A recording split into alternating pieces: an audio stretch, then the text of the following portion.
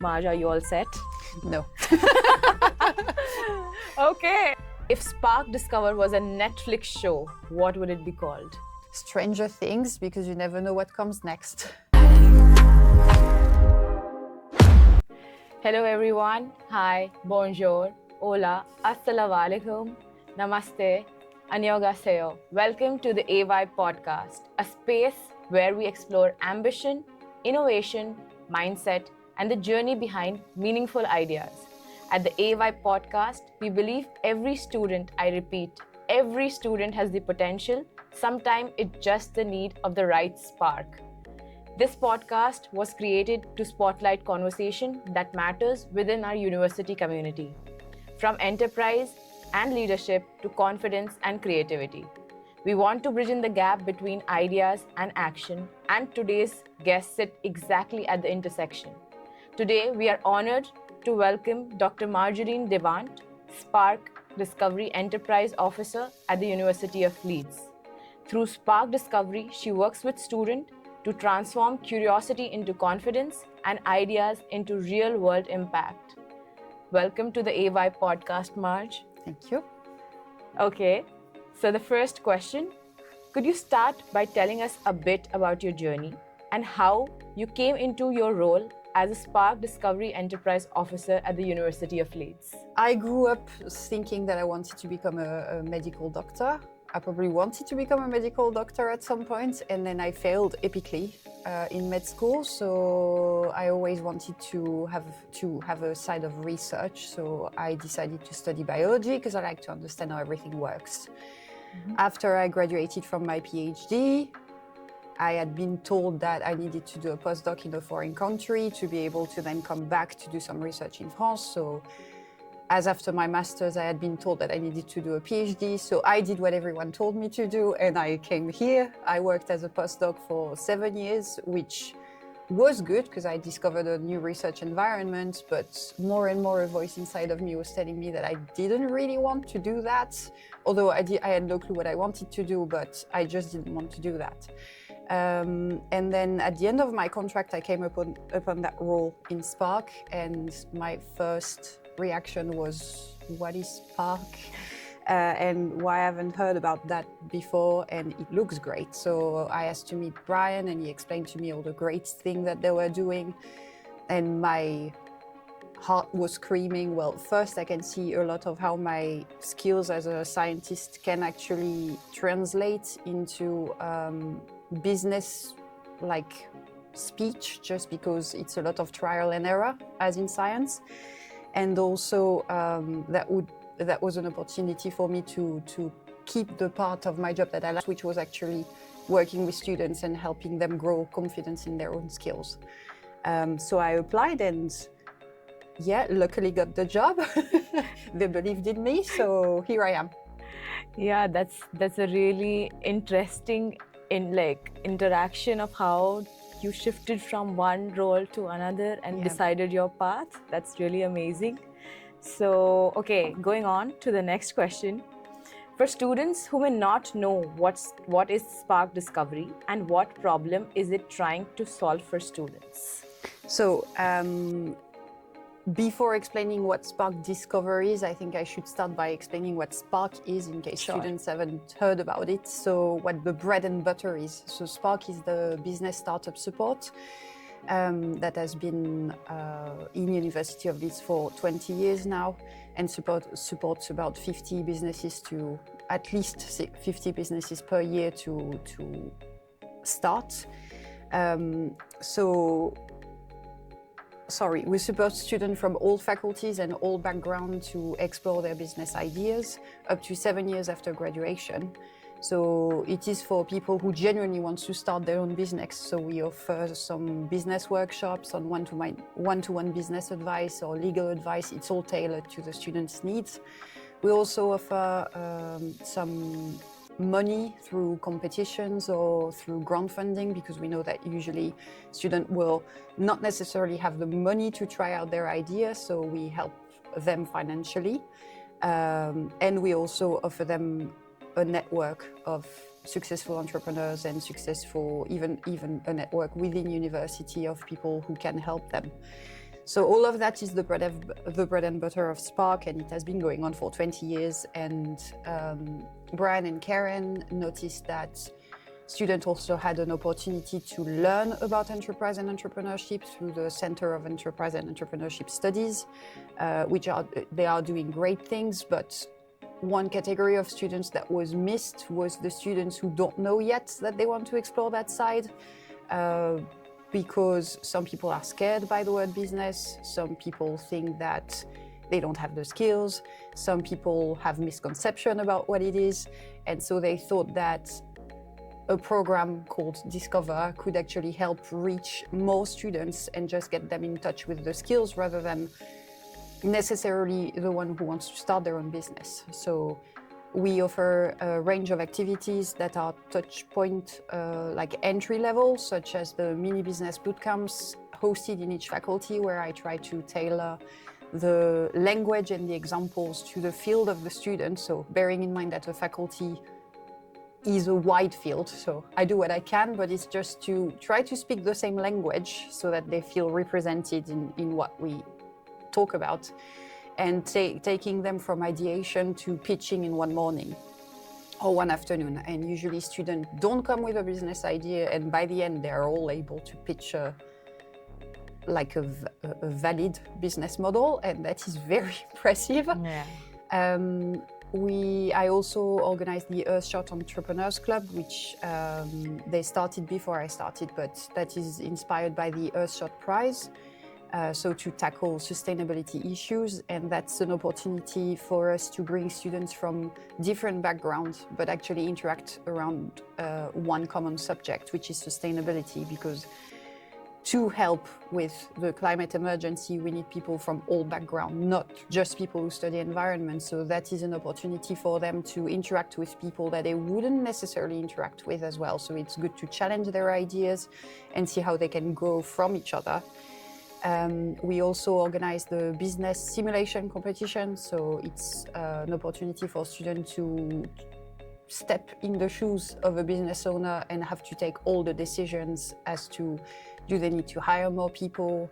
But if they do, they haven't bought enough computers, so your employees can not work. Yeah. Should you change where your office are? Should you drive electric vans or not? Should you invest in market research? And the good thing about it is that you can follow the value of your company in real time, so you can see how your decisions affect it. But what's even better is that we offer them a chance to rewind.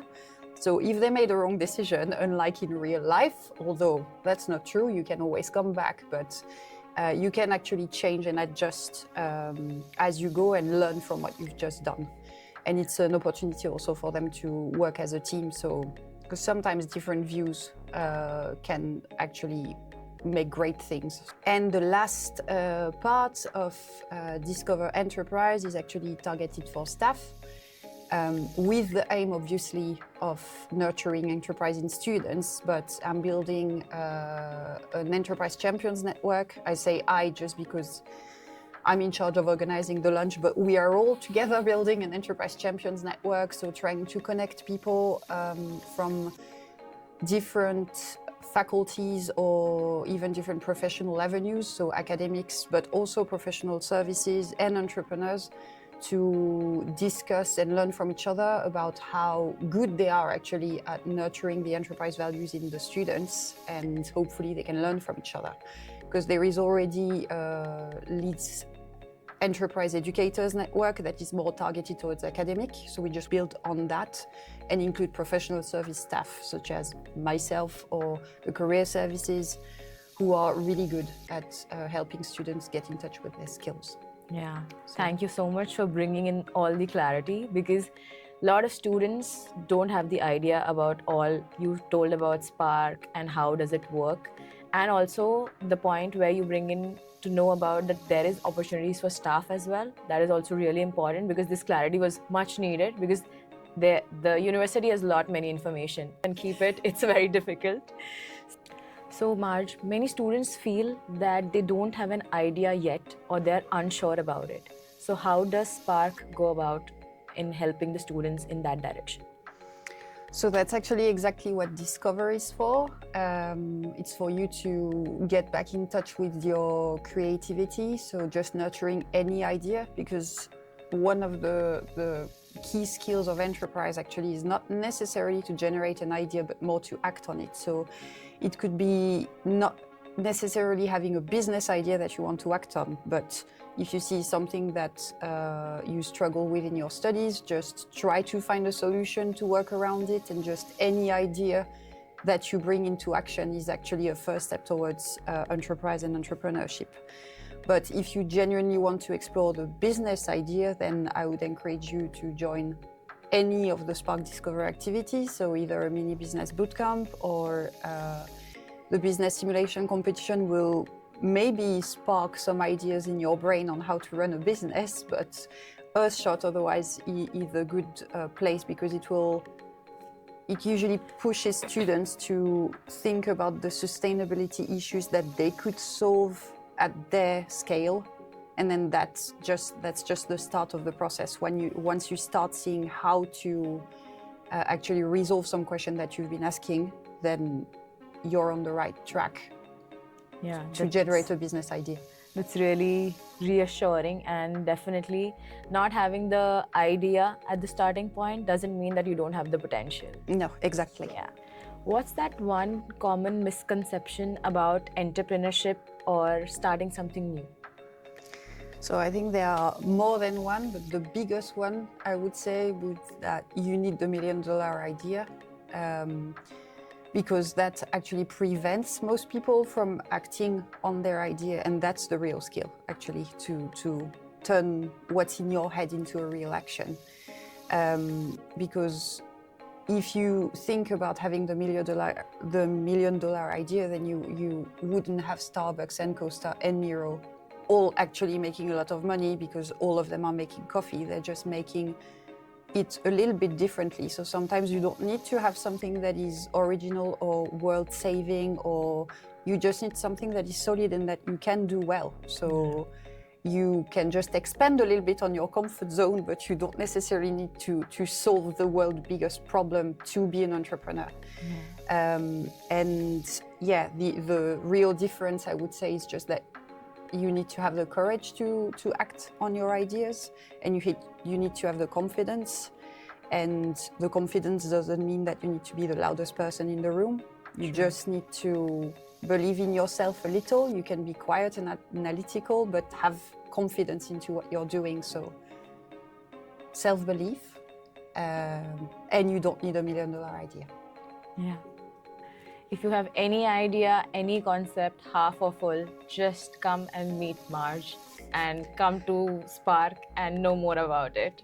Can you share some examples where students' confidence was enhanced by this program? Yes. So I obviously joined only a year ago, so I cannot witness of what happened before my time, but whenever we discuss with the teams about success story, they all have favorite story in mind, and I've come to learn about the previous successes, obviously, and they take many forms. It's not necessarily a shift in confidence, but we have the very obvious success of Too Good To Go or Zillow, who are like, or Lat Bible, who are known worldwide. But we also have some alumni who have made now a big impact on Yorkshire, so that's also something that we're very proud of, such as Butter Crumble, because they have published their own book, so they are incredibly proud of that. Ravito, who has started a sustainable 3D printing business, one of his proudest moments is that he has become an official supplier of University of Leeds, so it's just going back to the university where you studied as an actual successful businessman is something really good. But we also have some other success stories that are just as good and maybe, to me, a bit more inspiring, such as Katie Taylor, Katie Mahon back then, who started Blooming Buds.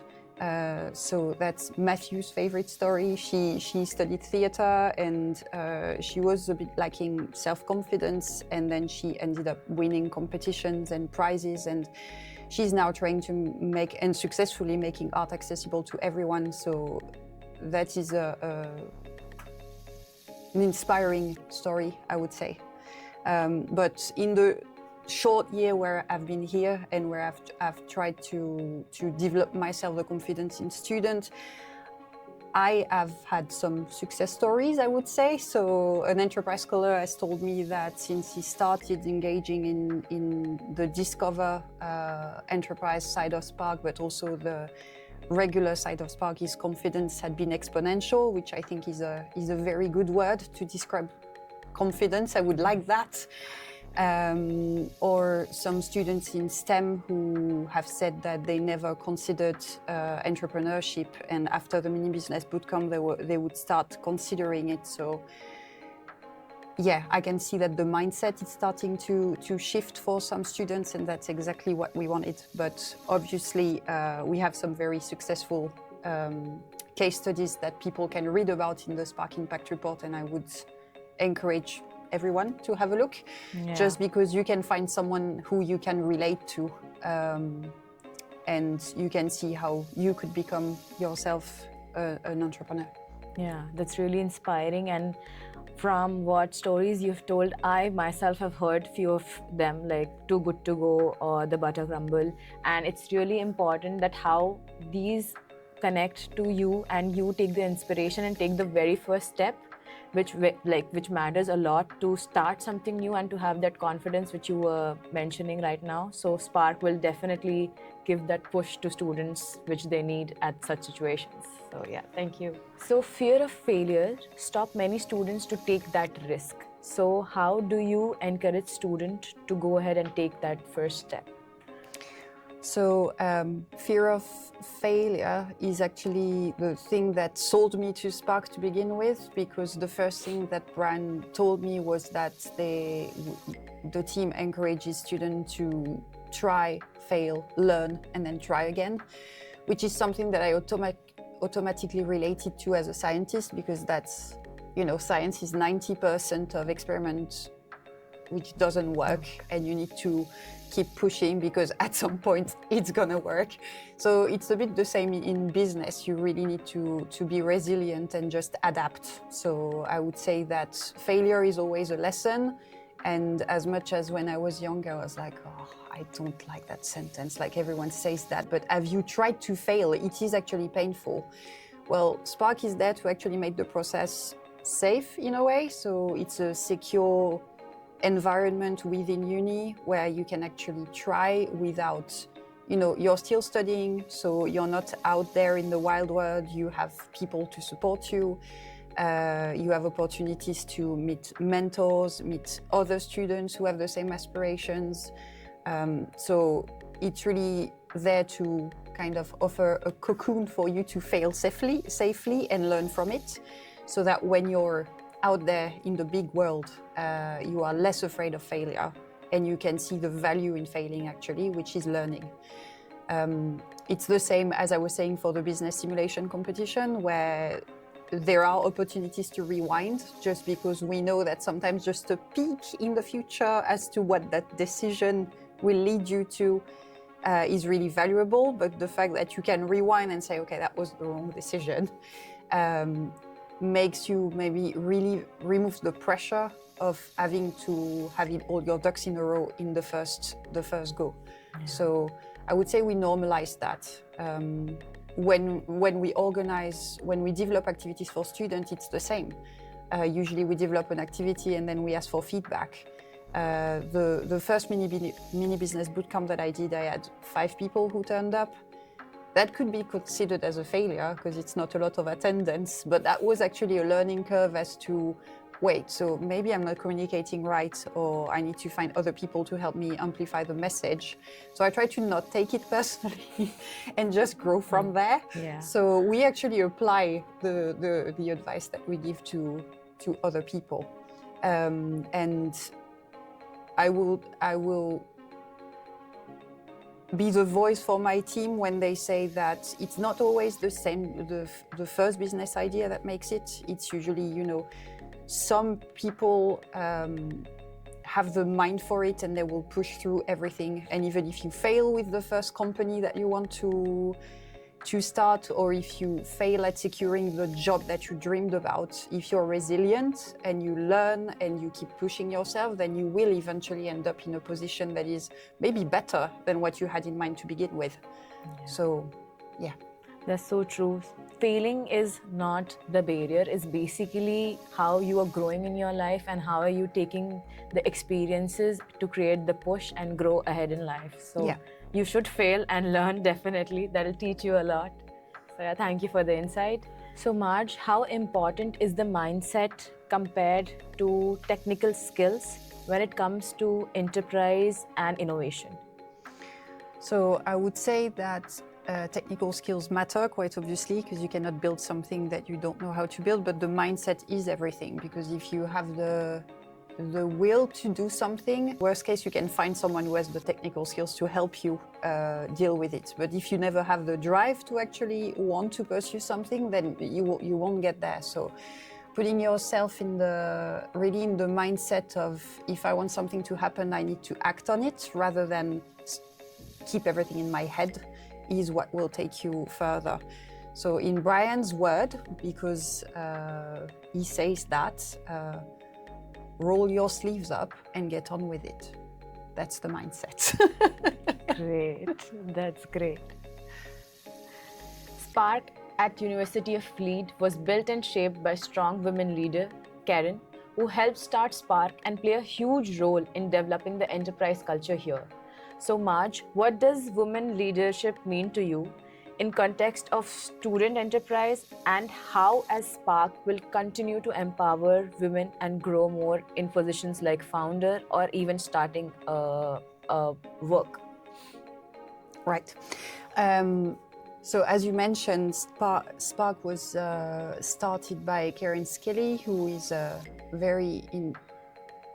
who is an inspiration, I would say, because she started, 4 hours a week at University of Leeds, and she had a vision in mind of what she wanted to build, and she ended up building such a strong service to begin with that really helps students from the start, but most of all, a network that lasts forever. So some students who went through the Spark process 15 years ago are still coming to judge some of the pitches competition, because it's really a network.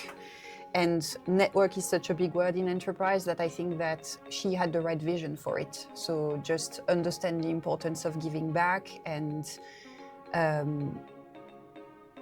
she made it what it is right now. So obviously, for me, coming to that role where I had my misconceptions about business, I have to admit, if you ask me to imagine a businessman, well, a business person, I would technically imagine someone with a suit and a tie and the little bag.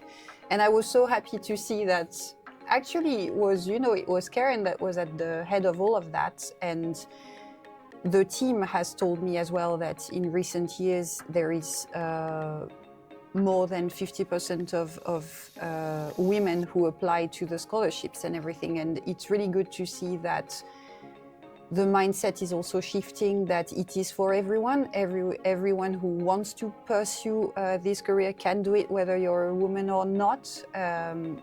There are a lot more women funders right now. There are also some schemes to help specifically women founders, which is good.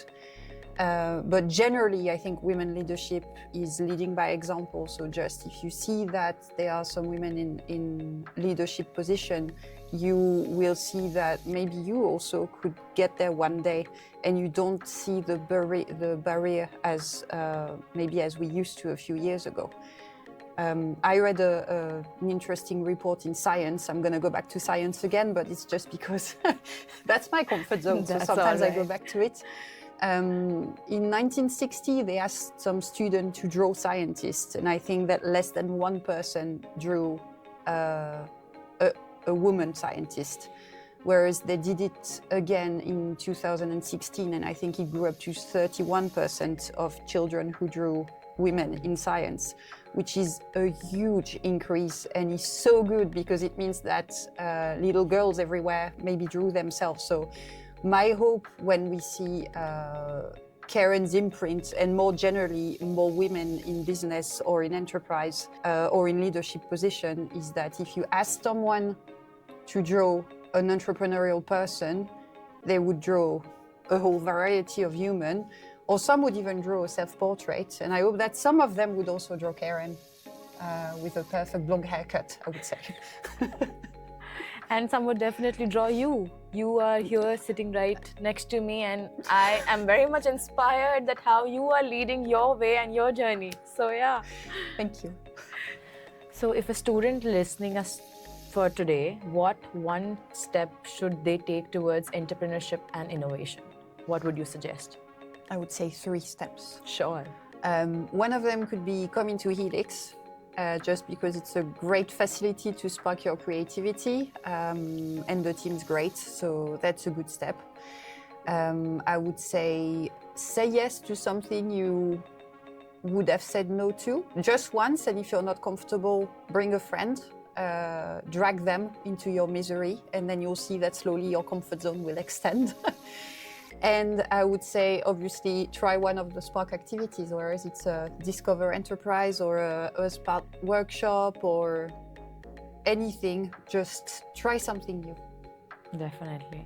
For me also, to come here, my first step was either I was here at Helix or at Spark.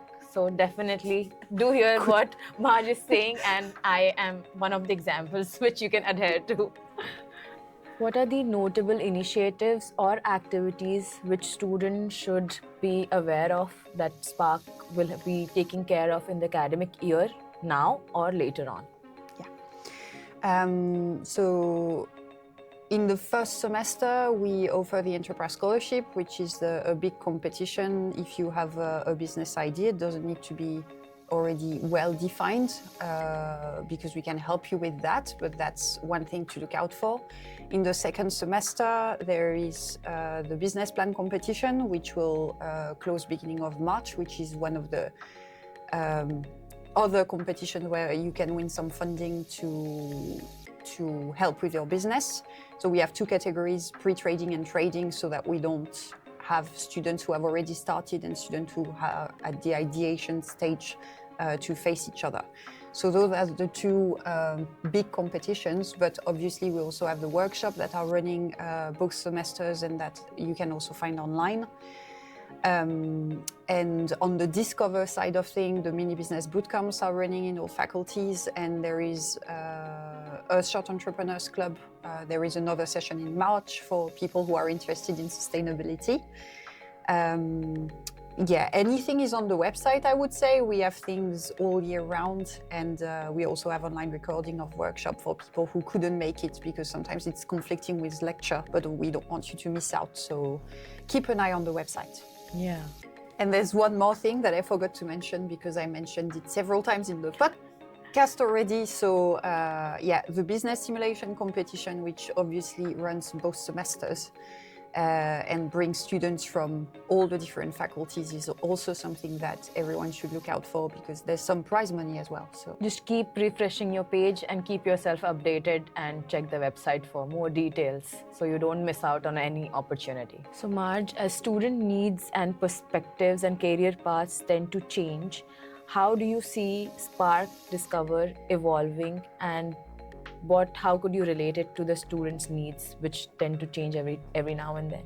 yeah, I would say that my hope is that we get to really embed the enterprise mindset all across campus and in every discipline and in every student, and just give you all confidence in your skills, because a bit like sustainability, which used to be something that people were thinking on the side, now we all need to think about it. And I think that if everyone gets a bit of knowledge about their own skills, then it will make everyone more adaptable. So I think that's the aim for the general enterprise mindset building across campus. Because obviously, even if Spark helps students build their own business, it is still a very, it's a very hard path. So the goal is not for everyone to become an entrepreneur, because it is not for everyone. But there are other ways to create change. You can also get a job within a company, but be that person who will take initiatives and who will push the boundaries of their role and who will be able to create the change within their company. We also want basically to empower students and staff, for that matter, to just believe in their own idea. So that's the goal. And try to link it more with sustainability as well, because I think that those skills are linked. As an example, I don't think I have enough impact on sustainability because I don't believe that I could have a strong enough impact. So it's, again, everything about self-belief. So I think if we get everyone to develop their mindset, then it will make you maybe less scared about the fact that the job market is changing. Maybe understand that if you are able to adapt to everything, then you can find a niche for yourself in the world that you didn't suspect beforehand. Yeah. Thanks, Marge. That did make sense, and I hope students and their paths evolve well, and definitely Spark, Helix stand by in helping all university students. So yes, thank you. So Marge, why did you agree for this podcast? Because I keep saying to students, go outside of your comfort zone and try something new and say yes to opportunities. So here I am saying yes to opportunities, even if I'm trying my enterprise skills here, showing by example. So I'm happy actually to be here. It was a great opportunity as well, I have to say, because we always try to communicate to students that we exist. You know, the Spark team is here for you, but it's so hard because university is really big. So when a student offers you an opportunity to have a voice and say, hello, we exist, I think that was a match for you and I and the entire team. So we are grateful for that. Because we've had students who graduated and just discovered that the service existed after graduation, and it's a shame. I mean, we can still help after graduation, but it's just a shame. So the earlier people know about Spark, the better it is. Yeah, and also because I always said that I wanted to do a podcast and never come around to it. I wanted to, organize the podcast, but now you came and you say, can you actually come to my podcast? And yes, that's two birds with one stone. So here I am. So thank you. Oh, thank you so much for agreeing for coming to the podcast. I remember sharing my idea with Matthew, and Matthew's like, I already have someone in mind. So I was like, okay, that is Marge. And I remember the day I met you, we were like in the corridors. Yeah. And we were like, hi. And Matthew was like, you have to go on a podcast. Yes, and I said I will showcase my French accent perfectly in a podcast, yes. But you're doing it very well. I am so scared, but yeah, you and I both were a match, and we are here doing the podcast. Here we are, scared together, yay! So coming to the fun part of the podcast, which is called the hot seat, which is basically a rapid fire round with our guests. So here we are. Marge, are you all set? No. Okay. Yeah, I'm ready. Let's go. So, coffee or tea, and how many cups gets you through the Spark day? Coffee, and more than I should admit. Okay. From what you've seen, what holds students back more? Lack of skills or lack of confidence? Definitely lack of confidence, because it makes you forget the skills you have.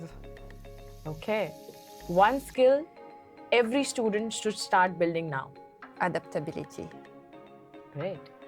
A book, podcast or quote that inspire you work in enterprise?